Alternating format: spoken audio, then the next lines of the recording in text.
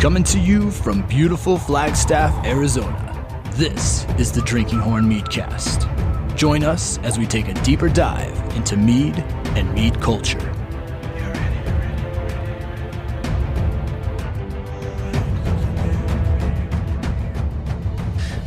Oh man.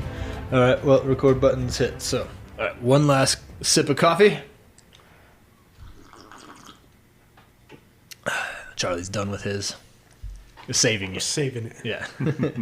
Hello, and welcome to episode number 34 of none other than the Drinking Horn Meadcast. Meadcast. Yes, you guys know what to do. What? It sounded like more than just my voice or me and Evan's voice. That was 4 voices altogether. We're back here with another episode with the Brewers and talking about our third Dragon Tea series mead, Smaug. So welcome back to the podcast recording studio, guys. Thanks for having us back. Hello. I had no choice. I had to do it. So, hello. So we've got Charlie, Clint, and Perez again. If you have been listening to the other episodes on our other Dragon Tea Meads, then you've heard these guys talk before. And what we basically do is go over kind of the story behind the mead, the ingredients, and I don't know, anything else we feel like you might want to hear about the mead that you've been hopefully enjoying, loving, and even hoarding in this case, in the case of these last two. Well, all 4, I guess, of the Dragon Meads, because they're going to be gone very, very, very, very soon. And you're going to miss out. So, all right. So Smaug. Smaug is a name that is probably well known to almost all of our demographic, the people that come to the mead hall and enjoy mead, but possibly not. So, Charlie, could you tell us what does this word Smaug mean? So Smaug, got to get the A, O, and the U in there. Yeah. Smaug comes from J.R.R. Tolkien's book, The Hobbit. The Hobbit. Yes. Nice. That was a book? It was. I thought it was a movie. And a movie. I'm just kidding. Clint's giving me this disgusted look. The Hobbit. Way back in the day. When does anyone know when those books were written? 1873. Holy! No. Are you? Oh, okay. I was like, I believed you. I was like, whoa. No, but like some early 1900s or like 1940s. I think it was like during 30s. World War I, World War II, something like that. Oh man, I don't remember. This is why we research before we do the Meadcast episode. Wow. So, but The Hobbit, J.R.R. Tolkien busted out all these different books in the realm of what's the overall kind of. Is there a name for that like realm or that Middle Earth? Yeah. Middle Earth? Okay, yeah. That so all the books surrounding the Middle Earth, because there's Lord of the Rings, there's The Hobbit. Are there actually any more, or is that? Oh, there's the Silmarillion, which is more like a description of things that happened before. Okay, Yeah. like prequel Kind of, yeah. kind of thing. Sweet, nice. 1937. Boom. We've got Perez is like that one in the side room behind the glass that does all the research while we're like 1937. Okay, cool. So I thought 1940, although I said like 8 different years, but yeah, 1937, The Hobbit. And I know Smaug. I remember Smaug as I'm just going to share one of my memories here. I'm old enough that not quite that old, but the original cartoon that was created, the Hobbit cartoon, holds such. It has like its own room forever in my memories, in like my memory bank, my heart, because I remember having that, recording it specifically off of TV. So as I was watching it, when the commercials would start, you'd hit pause on the VCR, and then you'd have to make sure you were there to hit pause again. And, you know, I remember trying to time it so like I'd get the very end of like a McDonald's commercial just to make sure. You could kind of tell, right? Like, I don't know if you guys remember, you could tell when it was coming back on. You're like kind of counting commercials a little bit. Sometimes you get it wrong. What's a VCR? Yeah. Yeah. Ladies and gentlemen, Perez, he's like 14 years old. No, a VCR is oh, wow. Charlie, help us with video cassette recorder. that. I think, yeah. Something there like we go. that, Yeah, that would make sense. Video cassette recorder. I would have gotten it eventually. Yeah, so I remember that movie being on TV, and you're watching it and watching it. I watched it so much, and VCRs, those cassettes were analog. It was actual tape. And so if you watched it enough, it would wear out that tape. And I remember wearing that thing down to where it would be like in some spots, like Frodo would be like... Wasn't there supposed to be like a little adjustment you could prevent that with? Yeah, tracking. Yeah. Oh, the tracking little lever. Yeah, I forgot about that. But sometimes it didn't matter how hard you tracked, that thing was done. So that's my memory of Hobbit, is the cartoon, and like who was Charlie, you would know who the singer was that did the soundtrack probably. It was like one guy. Oh man. All I know is there are a couple songs from that you cannot repeat on. Glenn Yarborough. Yarborough. Yarborough. Yarborough. That was like that was the pirate that was in the fraternity. It's like Yar, bro. Yeah, I just remember very specifically like his sound, like his voice. But Clint, you said you can't repeat some of those, or There's some of the songs, yeah. It's just not today. oh, you don't want me? Okay, I gotcha. You don't want me to sing it. I thought there was some like Yeah. lore about you're not supposed to sing them or something. Yeah, No, something no. about an adventure, like Greatest Adventure or something. Tomorrow begins your greatest adventure. The greatest adventure is what lies ahead. Yeah. Okay. Well, I'm not gonna sing it. No, I'm not gonna put people through that. By the way, we're recording at what is it, like 8:15 right now a.m. So we are bright-eyed and bushy-tailed. You can still see the bags under my eyes right now. Yeah. I had to kind of move the microphone so they wouldn't hit the microphone. Oh, that is a gross image. All right, back to the Meadcast. So, do you guys have any memories of Hobbit, of the Hobbit, or the Dragon Smaug in particular? I just watched the newer movie, and Benedict Cumberbatch was that voice. Oh, the Sherlock Holmes guy. Yeah. Is that Sherlock Holmes? Does He play did that? one version of the Sherlock Okay. Holmes. Yeah. The series. Yeah. Isn't that Well, guy? Yeah, Doctor Strange. Doctor Strange, yeah, Yep. from the Marvel things. Yeah, he did Sherlock. You guys haven't seen Sherlock, the series?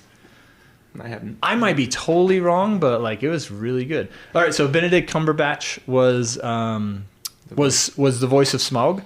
Nice, cool, and that was super CGI, right? That was like pretty new. What year did that come out? 2013. Oh god, it still was 10 years ago. It doesn't seem that long. Feels ago. like yesterday. It does for sure. Cool. So was that worthy of watching?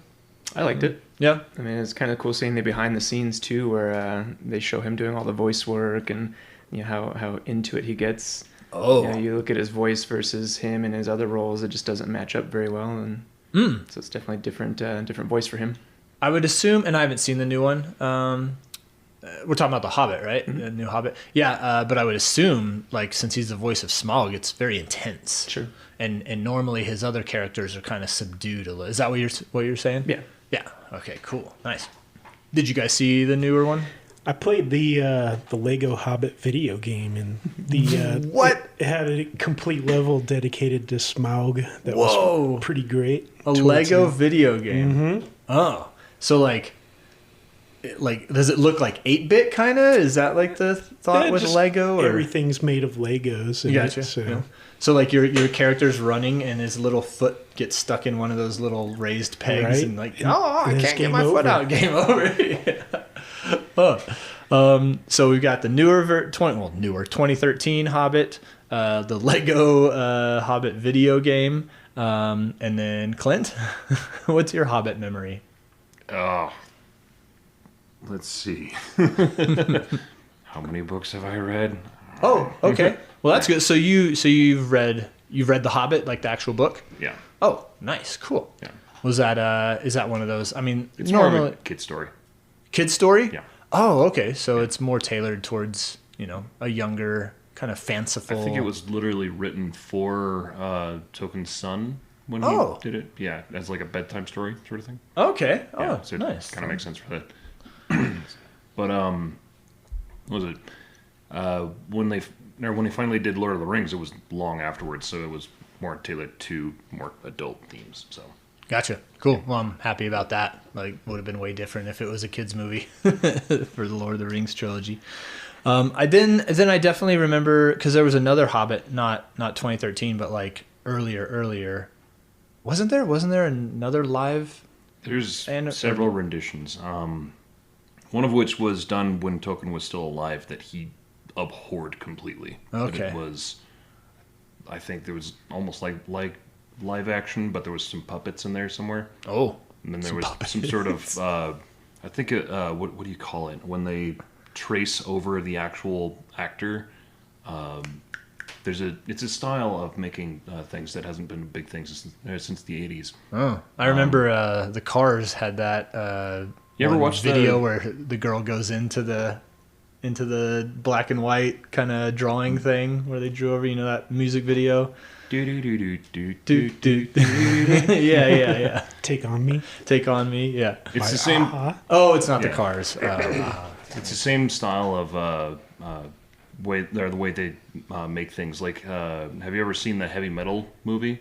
Oh man, long time ago. Yeah. There's like that Valkyrie girl kind of thing on top of the dragon on the cover. Oof, yeah. And they start off with the. Oh, gotcha. Now I can see what you're talking about. Like kind of like drawing over the live action. I can't remember what it's called, but I know that it has a specific type of name. Rotoscope. That's Rotoscope.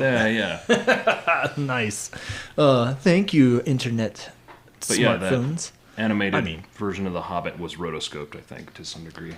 Gotcha. I'll have to check that out. But okay, you guys ready to talk about the mead? Yes. Yeah. Yes. Let's talk about the mead. So we've been doing a series of Dragon Tea Meads, and by that we mean all the meads have tea as an ingredient, and then depending on the color of the tea that we use, we matched it, you guys, matched it with a dragon. And so for those who do not know Smaug or can't remember what color he is, so Perez, can you kind of explain the tea dragon connection there? Sure. When we were looking at all four of them, we were trying to figure out as far as the colors of tea and the varieties that we could use, and then trying to match them up with some dragons. I think we had kind of narrowed it down to 2 of the red dragons. Tried to find some variations of Smaug that were out there. Obviously the cartoon one from the 70s he's got that red and brown color, but you look at the newer version from the Hobbit movie with Cumberbatch as the voice, he's pretty dark other than that spot on his scale where they ended up killing him.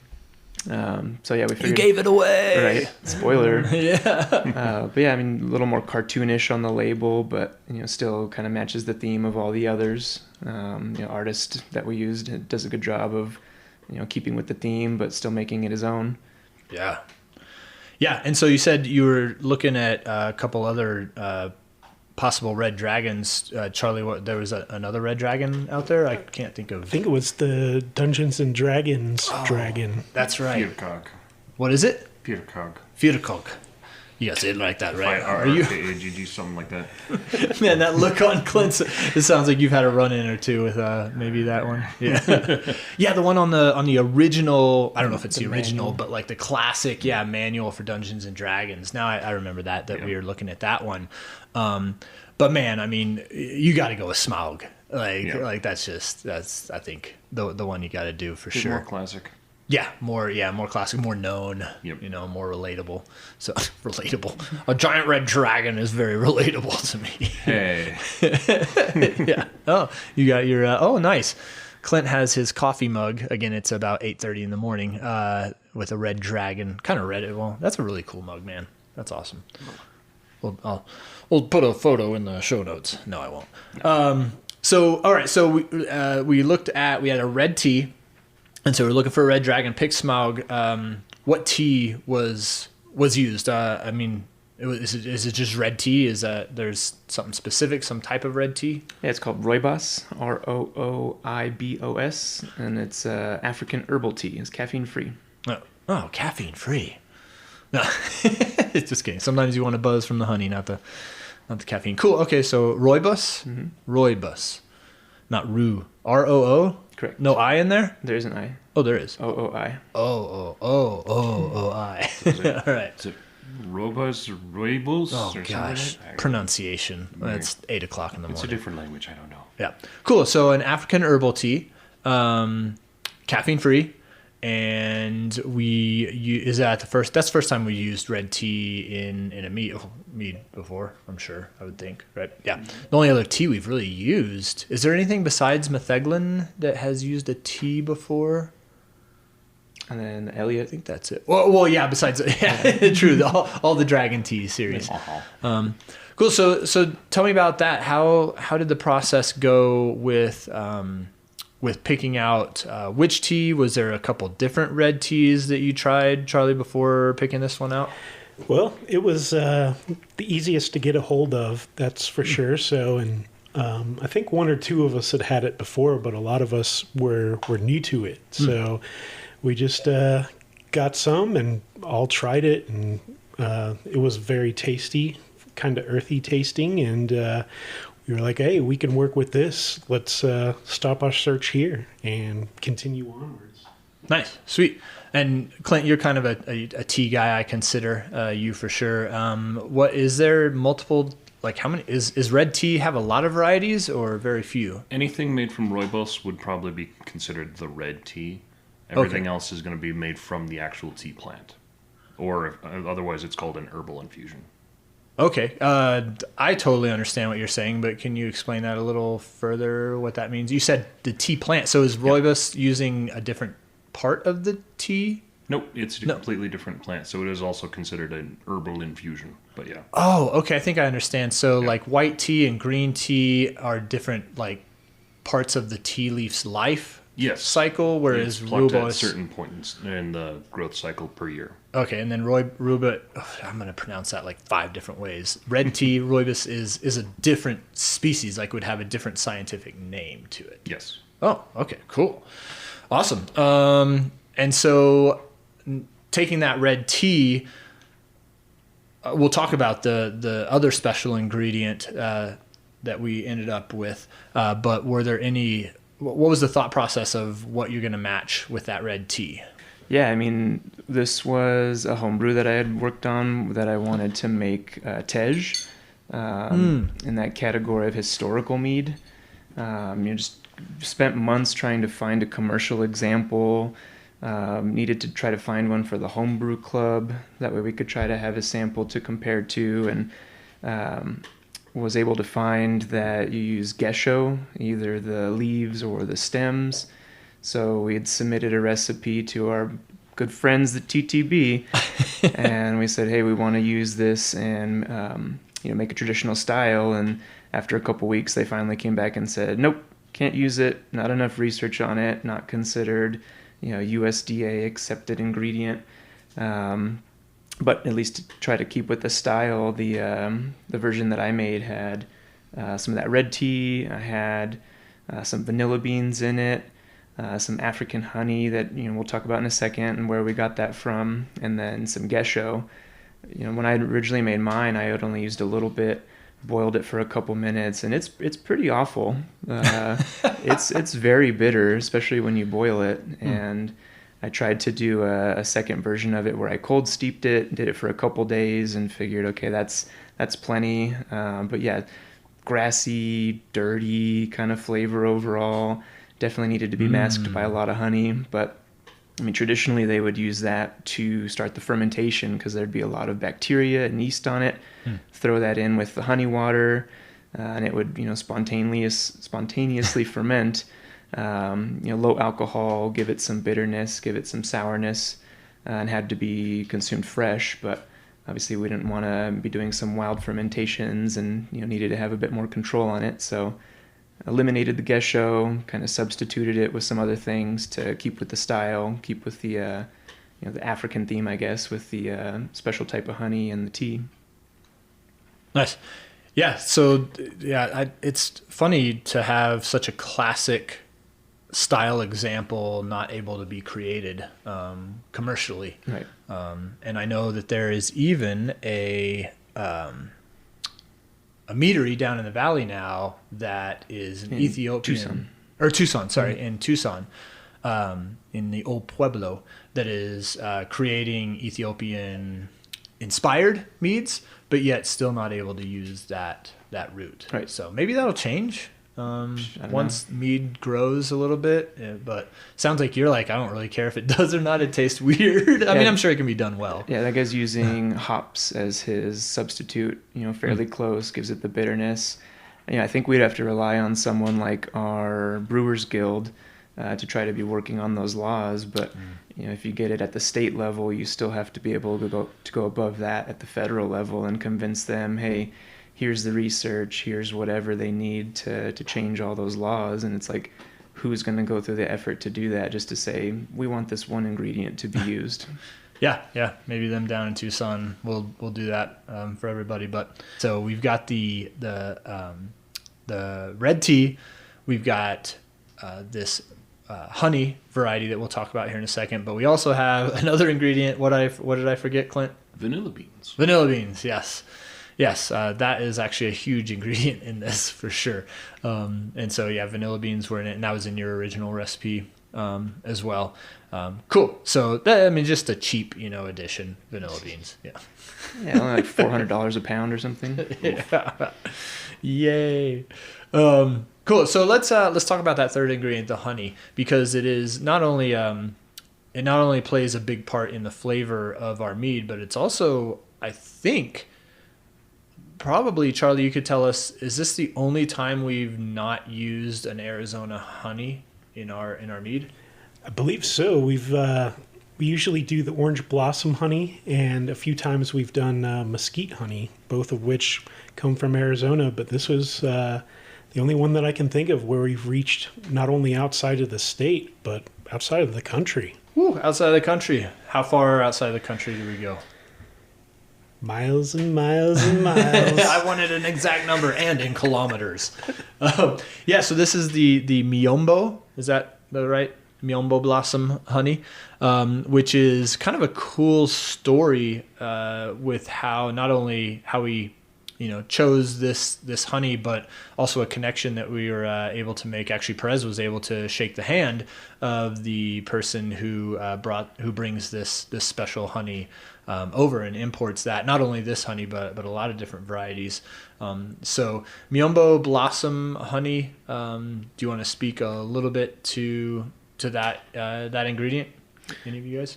Yeah. So kind of like coffee growers and coffee importers will have their fair sourcing, ethical trading, that sort of stuff. I got a hold of this guy Brian Warner. He's the president of the World Honey Exchange, and he has places all over the world that he's got partnerships with, kind of working directly with the beekeepers, making sure that they're paid and treated fairly, making sure that they're bringing quality stuff. He's basically acting as a broker, which is kind of weird that he's a honey broker in a sense. When I talked to him a couple months ago, he was saying that he was working on trying to save some honey from Ukraine that was kind of, up in limbo from the war that was going on. He's got a bunch of projects all over Africa. He's got a bunch of stuff in South America. So, he sent me his list and he says, hey, we have all these different varietals. At least, based on price point, we figured, hey, and this one's a, good introduction. We don't want to spend, $100 a pound and find out this honey is not going to be what we anticipated. So found one that worked, found it, within that region, found something that was out of Africa that we could get our hands on. We just kind of went for it. It's not like we got small samples and figured, hey, let's try this, let's try that, let's try this other one. It's kind of, this might work. Let's give it a shot. And I think it worked pretty well. Yeah, jumped right in, right off the bat. Cannonball. And I think it's really cool to, we love our orange blossom honey, obviously, and we're not ones to really like we'll use different ingredients and come up with different varieties, but we don't go crazy like some others with, make a traditional out of 18 different honey varieties and see, which is cool. That's awesome. But we're more of a mead to the masses. So this was a cool little, I wouldn't say experiment, but, adventure, like Frodo would say. It is Frodo in The Hobbit, right? No. Bilbo. Oh, I knew it. whatever. I can edit whatever I want. Let's see, 26 minutes. So just like Bilbo wanted to go on a great adventure, we went on an adventure with this African honey, this miombo blossom honey. And yeah, I do think it's cool that what this guy's doing, he's trying to almost kind of protect the honey and the beekeepers, and also in a way the ecosystems or the land that this is coming from, because I looked into a little bit into the miombo, and miombo is kind of a description of an ecosystem. So it's not like an actual plant. It's like a terroir of plants. So like we would say like the pinyon juniper forest or grasslands, there's lots of different plants.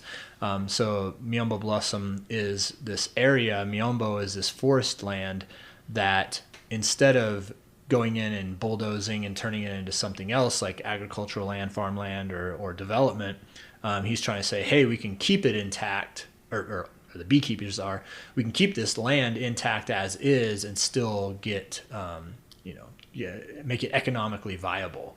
And so we'll see how that goes. That's a hard fight, but it seems like, is that the understanding that you kind of got? Yeah, a lot of regions in that area are figuring, this area is not economical, not viable, when they're like, oh, we could plant corn, wheat, whatever else, might be bringing those communities money.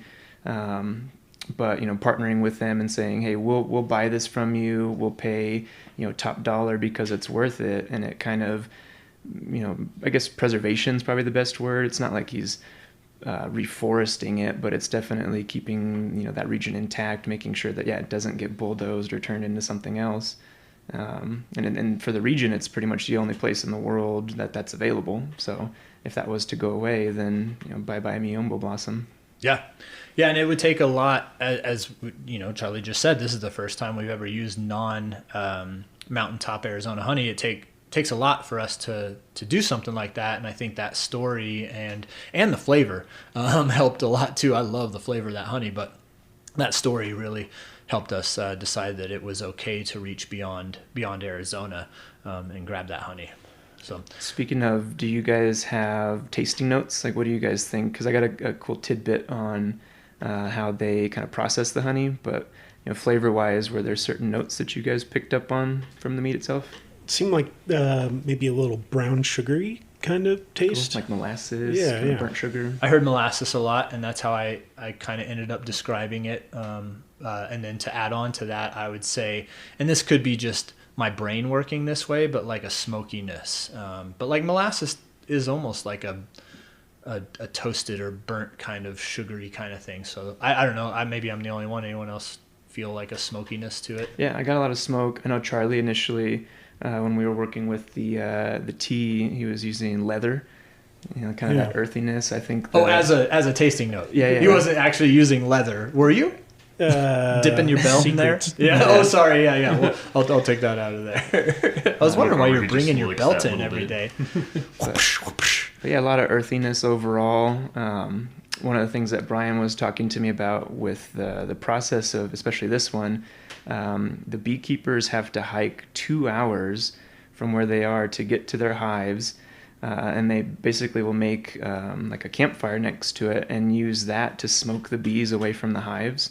So, I guess as far as harvesting practices compared to a little handheld smoker, where they're just doing that at the base of the hive, they have to basically build a fire to get the bees off, and then they're kind of processing all of that on spot. So he was saying that smoke kind of imparts itself into the honey, rather than just doing it by hand. So yeah, a lot of natural smoky characters from the fire that they have to build.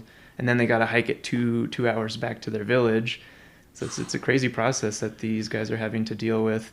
Not only the hike there, plus the weight of all the honey, but I mean, a lot of dangerous wildlife that's in the area too. Yeah. Oh man, God. Well, it's a good thing that honey is so lightweight. Yeah. Oh, Charlie's laughing the biggest over there. He's lifting those pails up. Oh man.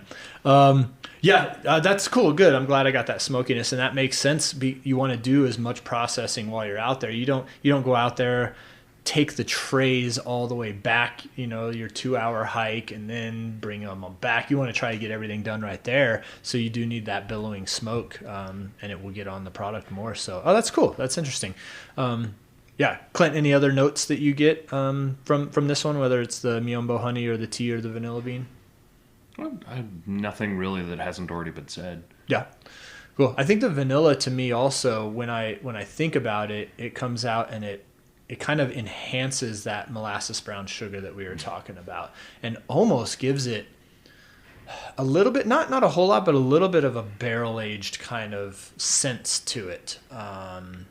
With those vanillins and that kind of smokiness and woody maybiness from there. But yeah, I think it's great. I think if you're a Scotch drinker, this one is a pretty good choice. Would you guys agree, or just feel free to disagree? Yeah, especially since Trek Yempe is gone. Oh yes, it is now gone. No more Trek Yempe, our barrel aged deliciousness. So yeah, so that would be more of a Scotch kind of drinker's mead. I would say it's more like a Bourbon. Okay. Well, yeah, because you got that honey, you got that sweetness. So cool. Nice. So red tea worked really well. The miombo blossom honey is a great little story to add there. The vanilla beans are expensive. Anything in the process of making this that stands out when you guys were making this with this new honey? Was there anything you guys ran into with that or the red tea? Just trying not to eat all the honey before we used it. Yeah. Well, I only got like a little dab off of a toothpick, I think, that one day off of the taste. So I missed out on that, but it was good just as is, that honey. Mm-hmm. Yeah, got a lot of shaking of the heads here vertically. Cool. But everything went well back there? Yeah. Pretty standard procedure throughout. You'd already, at that point, Charlie used 2 teas in meads prior. This was the third one. So by that point, you had kind of any kinks worked out? Yeah. We had refined our method a little bit more each time, and everything went super smooth on it. Nice. Sweet. Well, I think this episode went pretty damn smooth as well. If you're out there listening, good luck finding a bottle of Smaug. It is probably gone by the time you get this, but there might be some places in bottle shops where you could find it. And if you do, awesome. Buy 2 bottles, put one aside, and drink one now, because I feel like this one would age beautifully. I feel like it's got that strong character that would meld good. Mm-hmm. Yeah. Cool. Any other final words on Smaug? I'd say it was one that the ingredients that went into it. No, never mind. I was going to say it kind of ended up being more of. There was lots of flavors that were coming through that were not ingredients that were put in. It was the sum of it was more than what was put in. So, cool. If that makes sense at all, like. I was tasting all kinds of things in it that I know weren't put in there, but I was except still the leather. Right. Yeah, you're throwing that leather. Right. No, that's a great point. Because when we're tasting the strawberry mead, we taste strawberry and honey. When we're tasting even some of the other dragon meads, maybe like the Elliot, the matcha green tea and jalapeno, it's not like all of a sudden there was some citrusy flavor to it or something like that, but you're saying other flavors, molasses, brown sugar, leather, that kind of stuff. Right. You could swear that there was like at least some brown sugar or molasses in there. Yeah. But we put none in, and it was the fact that it was, greater than the sum of its ingredients was pretty interesting to me. Nice. That's cool. I like that. That's a great point, a great way to kind of wrap it all up. Let me wrap it up by this. Smaug, out of the 4, put it in your, out of the 4, where would it fit in your top ones? Number 1 being your favorite dragon, number 4 being your least favorite. Put you on the spot. Number 1 or 2. Okay, right on. Nice 1 or 2 for that. Clint, for you? I would say this one's 3. 3, okay. All right. Yeah, I'd go number 1. Number 1. Mm-hmm. All right. So kind of all over the board, but no one had it as their least favorite. So I'd say, oh gosh, that's a tough one. I want to give a strict answer, but I would say 1 or 2. I'd say it's tied with another one. It's kind of hard because I haven't had Falcourse in so long that it's hard to compare it to that one. But yeah, it's up there for sure. Except for Clint. Clint's number 3. No. No, hey, that's awesome. Better to be a non-conformist to the table. Anyway, thanks guys for joining me and us, all of us out there, on this episode number 34 of the Drinking Horn Meadcast. And yeah, let's do it again with our final fourth dragon. So if you're listening to this now and you haven't listened to the other episodes, you can find them all anywhere that you get your podcast, whether that be Apple Podcast or Podbean, or you can't do it on Stitcher anymore. Did you guys know Stitcher's gone? Stitcher's gone. Stitcher. So anyway, go out and find us. But if you're listening to this, you already know where to find us. That's kind of silly. But let people know if they're fans of mead or drinking horn or of delicious, great, amazing beverages. Share this Meadcast with them. Get the word out. We have a lot of fun here. We hope you did too. And we will see you guys next time. Thanks, guys. Thank you. Bye. Bye-bye. Bye-bye. Oh, where's the coffee?